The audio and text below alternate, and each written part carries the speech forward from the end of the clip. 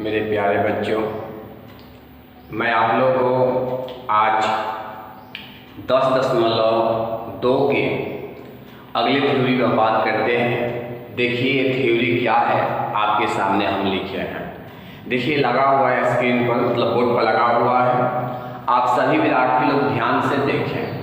विद्यार्थी लोग लिखा हुआ है थ्योरी में कि दो बिंदुओं को मिलाने वाला सदिश, दो बिंदु को कोई सदिश कैसे मिला रहा है उसी पर हम बात करने जा रहे हैं। दो बिंदुओं को मिलाने वाला सदिश, vector joining two points, vector joining two points को हम बात करने जा रहे हैं।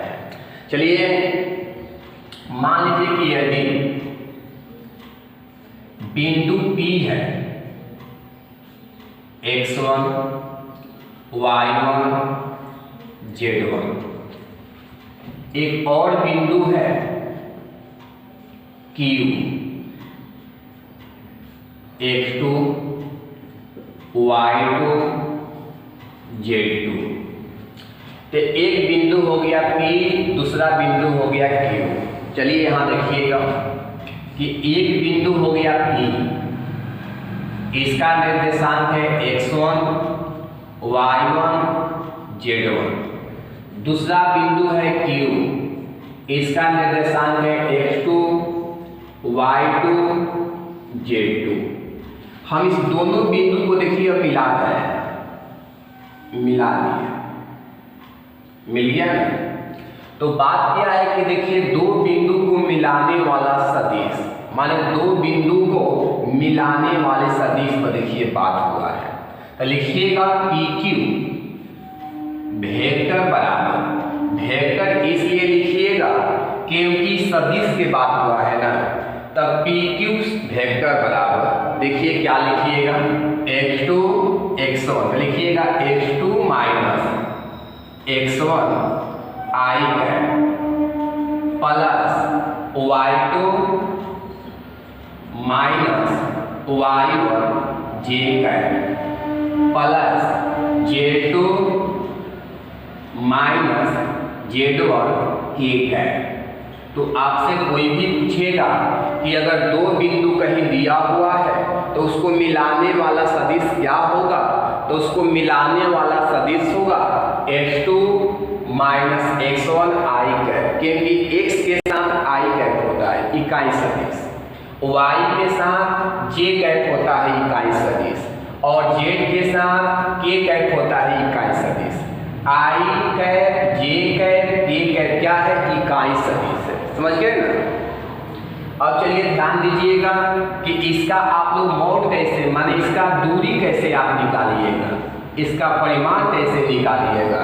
तो देखिए इसका मोड निकालने का तरीका है स्क्वायर रूट i कैप के बगल के स्क्वायर, मतलब कि x2 माइनस x1 के whole square plus y2 minus y1 के whole square plus z2 minus z1 के होल स्क्वायर। तो देखिए यह इसका दूरी निकालने का तरीका हो गया। तो मुझे लगता है कि आप लोगों को समझ में आ गया होगा। एक एग्जाम्पल देख लेते हैं। यदि बिंदु P बराबर 2 5 7, ध्यान दीजिएगा, और बिंदु Q बराबर 7 6 2 रहे तो PQ वेक्टर ज्ञात कीजिए। क्या ज्ञात करना है, PQ वेक्टर ज्ञात करना है।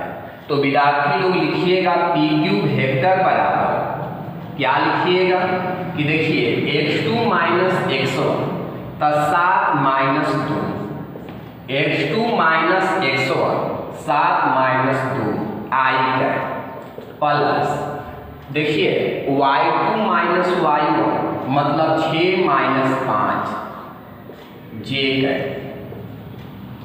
z2 माइनस z1 मतलब 2 माइनस 7 k कैप।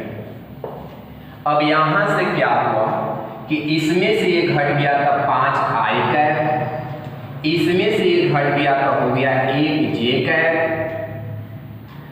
इसमें से ये घट गया तो हो गया -5k कैप। क्योंकि 2 में से जब 7 घटेगा तो क्या होगा जी, -5k कैप। क्लियर हो गया, समझ गए आप लोग। अगर इसी में सवाल में अगर बोल देगा कि इसका मोड निकालें, मतलब कि इसी में कहेगा कि इसका मोड निकाल दें, मतलब इसमें 2 सवाल हो गया। ये मतलब कि देखिए पहला सवाल हो गया, मान लेते हैं, ये दूसरा सवाल हो गया कि इसका मोड निकाल लें, इसका मतलब दूरी निकालें। तो देखिए दूरी निकालने का तरीका है अंडर रूट आई कैप के बगल के स्क्वायर।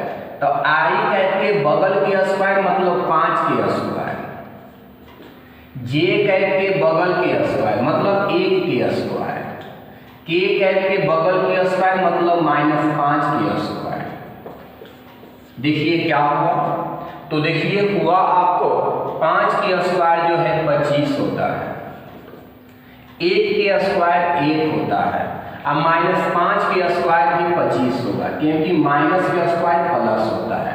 तो 25 और 25 50 और 50 1 51, यही क्या हो गया जी, ये आपका √51 हो गया। समझ गए ना, यही इसका आंसर। अब हम बात करते हैं इसके अगले थ्योरी पर, जो 10.2 के अंतिम थ्योरी होगा। देखते हैं क्या है। चलिए अब बात करते हैं खंड सूत्र पर। खंड सूत्र को अंग्रेजी में हम बोलते हैं सेक्शन फार्मूला। क्या बोलते हैं, सेक्शन फार्मूला। देखिए सेक्शन फार्मूला क्या है, ध्यान दीजिए। उस बिंदु का स्थिति सदिश निकालना है, उस बिंदु का स्थिति सदिश निकालना है जो 2 बिंदुओं को मिलाने वाली रेखाखंड को m/n के अनुपात में क्या करता है, विभाजित करता है। कहने का मतलब कि देखिए यहाँ पर 2 बिंदु हो गए, एक बिंदु P हो गया, एक बिंदु Q हो गया। समझ गए ना, एक बिंदु P हो गया, एक बिंदु Q हो गया। हो गया क्लियर। ये दोनों बिंदु को मिलाने वाली रेखाखंड हो गया, और इसको जो है कोई एक बिंदु R विभाजित कर गया, इसका अनुपात दे दिया है m/n। क्या दिया गया है, m/n। तो इसी को हम लोग कहते हैं खंड सूत्र। खंड माने विभाजित करना, नहीं तो खंड कर दो माने काट दो, इसको 2 भागों में बांट दो। समझ गए ना। तो इसको जो है 2 भागों में बांट दिया गया है, माने खंड कर दिया गया है। तो कहने का मतलब कि कहीं अगर 2 बिंदु दे दिया है, उसको तीसरा बिंदु आके कहीं खंड कर दिया, उसका अनुपात हमेशा दिया हुआ। क्या दिया है, m/n। कहने का मतलब कि यहाँ से यहाँ का दूरी m है और यहाँ से यहाँ का दूरी n है। समझ गए ना। तो इसी को बोलते हैं खंड। क्या कहिए। अब देखिए खंड जो है 3 प्रकार के होगा। एक होगा अंतः में, मतलब अंदर में, और एक होगा बाहर में। समझ गए ना। और एक होगा मध्य में। खंड जो है 3 प्रकार से होंगे। या तो अंदर में, कहने का मतलब यहाँ भी खंड हो सकता है, यहाँ भी खंड हो सकता है। समझते हैं ना, खंड कहीं हो सकता है 2 भाग में। तो एक होगा अंत मतलब अंदर में, और एक होगा बाहर में। समझते हैं ना। एक होगा मध्य, मतलब कि यह और यह दोनों के बीचों बीच में। चलिए बात करते हैं। तो देखिए खंड करने का 3 विधियाँ। पहला क्या है, पहला केस लेकर चले हैं। पहला केस में जब अंतः विभाजन हो, मतलब जब अंदर में हो, तो देखते हैं एक बिंदु P है, दूसरा बिंदु Q है। इस बिंदु A को लिख लेते हैं वेक्टर A, और इस बिंदु Q को लिख लेते हैं वेक्टर B। समझ गए ना। और इसको कोई तीसरा जो है खंड कर रहा है, तो मान लेते हैं कि देखिए अंतर में लगे यहाँ भी, यहाँ में, जहाँ समझिए तो वहाँ ही। तो अंदर में कहीं खंड नहीं, यहीं पर खंड कर गया R। तो इसको लिख लेते हैं स्थिति सदिश r, क्योंकि बताया है स्थिति सदिश को वेक्टर r से हम लोग क्या करते हैं, सूचित करते हैं, वो छोटा r, ध्यान दीजिएगा। अब क्या है कि यहां से यहां का देखिए दूरी दिया हुआ है m अनुपात a, ये दूरी दिया हुआ है। देखिए वेक्टर r बराबर क्या होगा, तो लिखिएगा वेक्टर r बराबर मतलब स्थिति सदिश बराबर क्या लिखिएगा, तो m गुणे वेक्टर b, तो m गुणे वेक्टर b प्लस n गुणे वेक्टर a, n गुणे वेक्टर a बटा में दोनों का योग, तो m प्लस n। समझ में आ गया, याद भी हो गया होगा कि n गुणे वेक्टर b, n गुणे वेक्टर a, n गुणे वेक्टर b, n गुणे वेक्टर a, ये हो गया बटा में दोनों का योग। तो यह देखिए हो गया अंतर विभाजन का फॉर्मूला। ये फॉर्मूला किसका हो गया, अंतर विभाजन का, ये अंतर विभाजन का हो गया। अब हम बात करते हैं बाह्य विभाजन। अगर बाहर कटेगा तो क्या करेंगे, तो देखिए एक बिंदु P हो गया, एक बिंदु Q हो गया। इस बिंदु को हम देखिए क्या करते हैं कि ले लेते हैं वेक्टर A, इसको ले लेते हैं वेक्टर B, समझ गए। कहीं बाहर में ये आपका R हो गया इस प्रकार से, समझ गए। अब इसमें क्या है कि यहां से यहां का जो दूरी है क्या है कि m है, समझ गए। यहां से यहां का जो दूरी है वो क्या है, n है। यहां से यहां का जो दूरी है वो क्या है कि m है, यहां से यहां का जो दूरी है वो क्या है, n है। तो देखिए इसके लिए फॉर्मूला क्या होगा, तब वेक्टर r बराबर, इसमें क्या है कि देखिए जोड़ दिया गया है, इसमें क्या दिया जाएगा, घटा दिया जाएगा, क्योंकि इसी में ये दूरी कट रहा है, देख रहे हैं ना, इसी से दूरी कट रहा है। तो क्या होगा, तो हो जाएगा n गुणे वेक्टर b प्लस n गुणे वेक्टर a बटा में, जब प्लस रहेगा तब अंतर विभाजन, लेकिन क्या है बाहर विभाजन, क्या होगा बताइए, माइनस बटा में n माइनस a।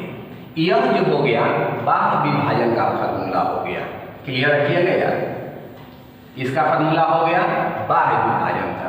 अब हम बात करते हैं मध्य विभाजन पर। तो आप तो समझते होंगे मध्य माने बीचों बीच, कि मान लीजिए कि एगो P हो गया, ये वेक्टर A है, एगो Q हो गया, यह वेक्टर B है, कहीं बीचों बीच देखिए R हो गया, R हो गया।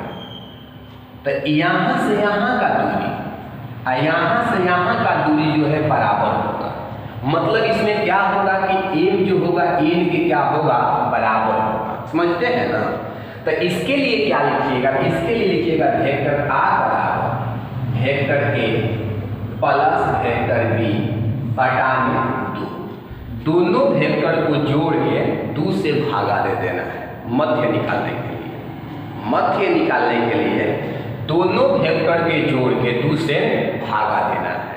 तो मुझे लगता है कि आप लोग को याद हो गया होगा यार, कि देखिए अंत में क्या करना है कि अंत में देखिए प्लस होगा, बाह्य में माइनस होगा, और मध्य में क्या है कि दोनों वेक्टर के जोड़ के 2 से भागा देना है।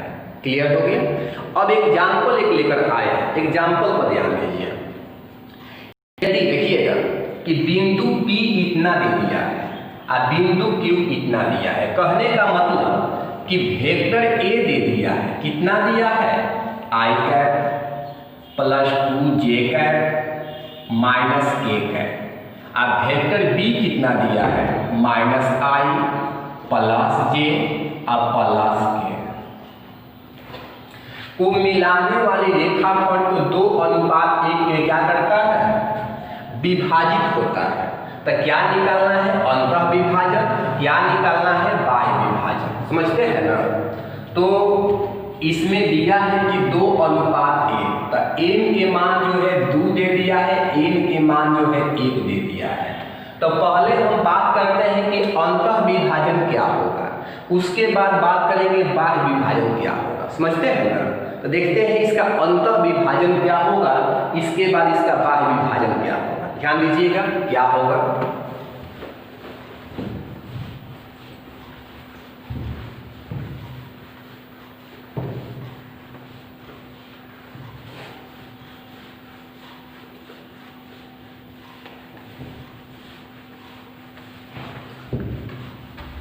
तो देखिए पहले हम बात करते हैं पहला इसका क्वेश्चन।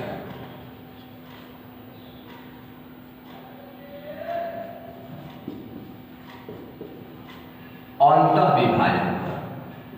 तो अंतः विभाजन का फॉर्मूला कहता है कि वेक्टर आर बराबर M into vector B plus N into vector A बटा में एम प्लस ए, यही होता है। अब एम का मान कितना है, तो एम के मान 2 है। वेक्टर बी का मान कितना है, तो देखिए लिखा हुआ है minus I cap plus J cap plus A cap plus N के मान कितना है, तो 1 है। वेक्टर ए के मान कितना है, तो आई cap plus 2 J cap minus A cap. इसके बाद बोल रहे हैं कि दोनों के जोड़ के बाटा के नीचे, तो दोनों के जोड़ के बाटा के नीचे, तो 2i कितना हुआ, 3 हो गया। इसको थोड़ा गुना कर दीजिए, गुना कीजिए माइनस 2i गुना कीजिए 2j गुना कीजिए 2k गुना कीजिए i 2j माइनस के बटा में कितना हुआ 3। तो इसको हल कर लेते हैं कि देखिए i प्लस में है, i 2j है माइनस में, तो इसमें से घट गया तो क्या हो गया माइनस i कैप। अब देखिए ये आपका 2j और 2j कितना हो गया 4j। अब देखिए ये आपका इसमें से एक घट गया कितना हो गया, तो प्लस k कैप, क्योंकि 2 कैप में आपका k कैप घटेगा तो क्या होगा जी, तो 2 में से आपका घट गया और प्लस k कैप बटा में, यही जो हुआ क्या हुआ इसका आंसर। समझ गए। अब हम बात करते हैं इसका दूसरा क्वेश्चन।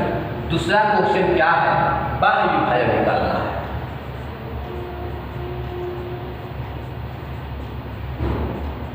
बाह्य विभाजन जब बाह्य निकालिएगा तब फॉर्मूला देखिए यही होगा, केवल माइनस होगा m into vector B minus N into vector A बटा में ए में माइनस ए।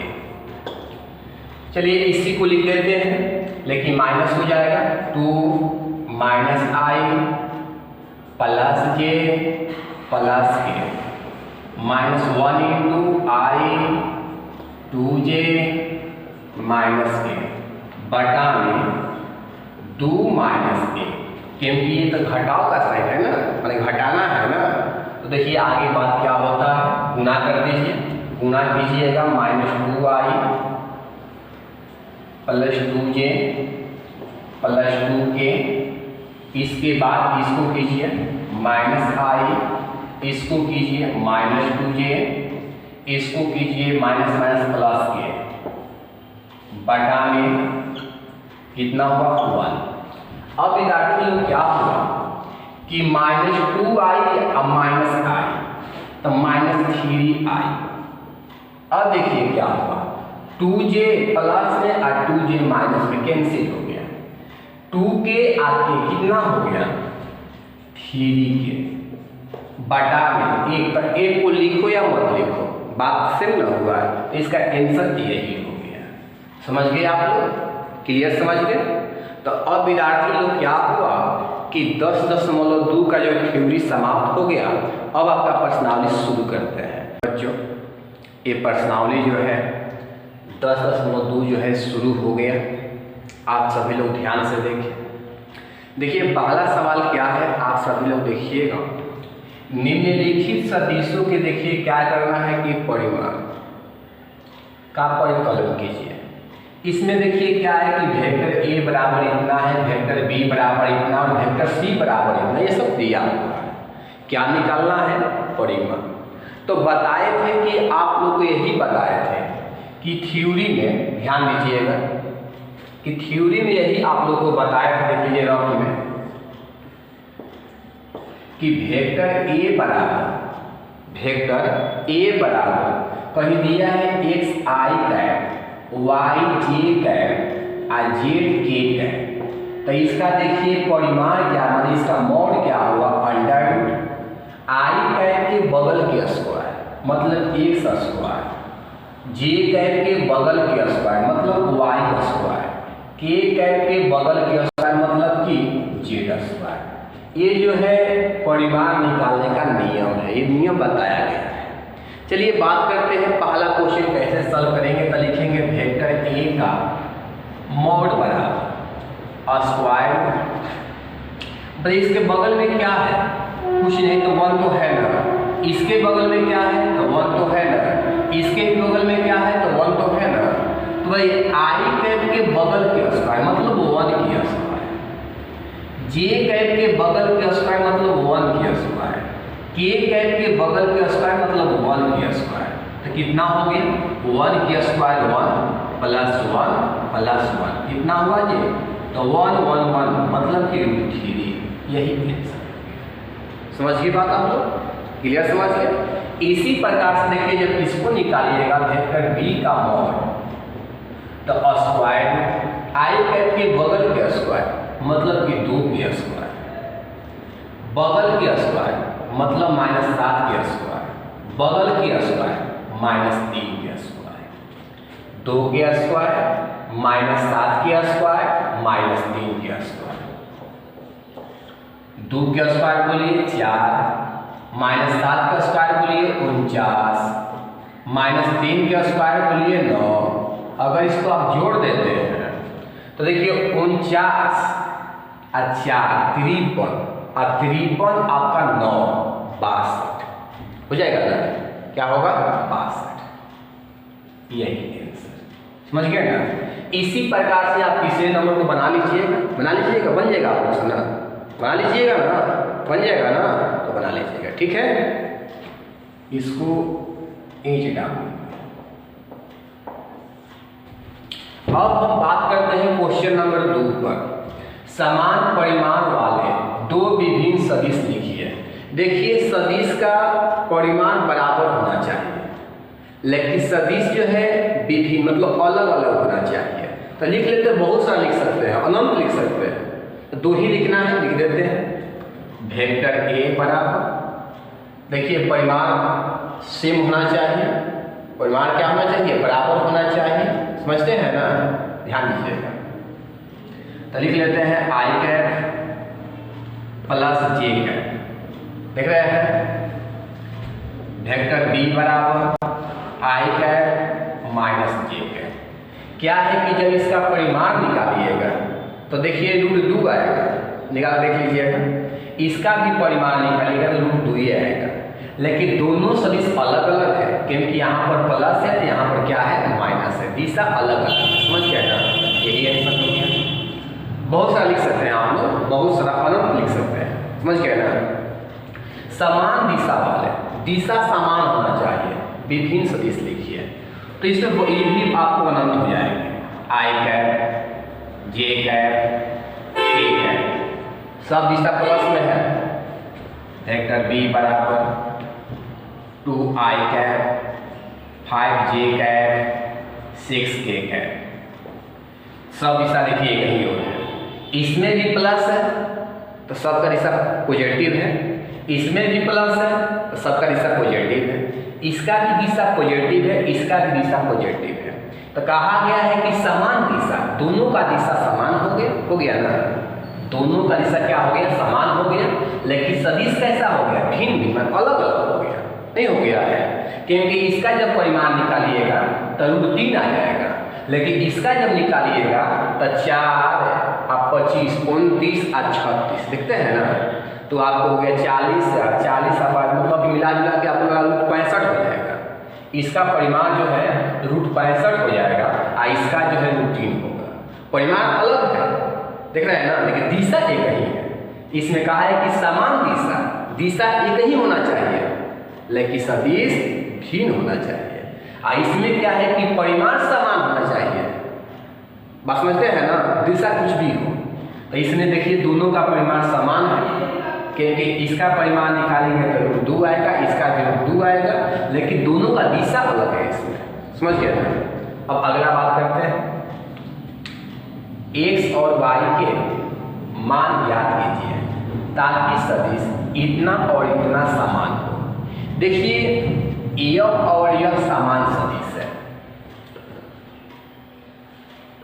वेक्टर a जो है वेक्टर b के बराबर है। कहने का मतलब कि 2i कैप 3j कैप बराबर xi कैप yj कैप।